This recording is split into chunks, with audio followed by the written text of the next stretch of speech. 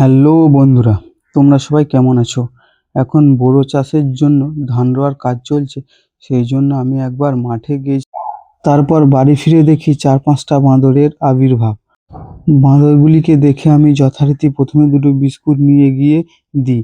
ওই বিস্কুটগুলি খাওয়া হয়ে গেলে বাঁদরগুলো আবার চলে আসে আমার পিছন পিছন। একবার যেহেতু বিস্কুট দিয়েছি তাই বুঝে গেছে যে আমাদের এখানে কোনো মারধরের ব্যাপার নেই।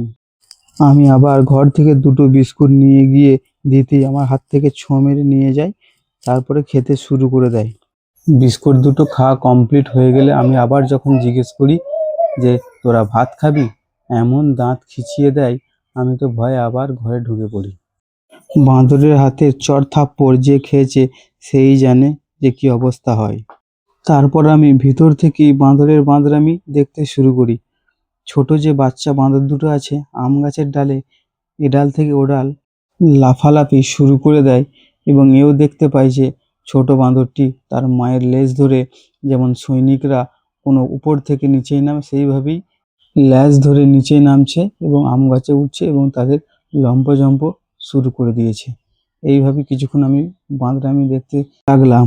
বাঁদরগুলি পালাচ্ছে না দেখে আমি অবশেষে লাঠি দিয়ে ওদের ঘরে তাড়িয়ে দিলাম, নাহলে তো বাড়ির কাজও করতে পারবো না, তাই চলে গেল।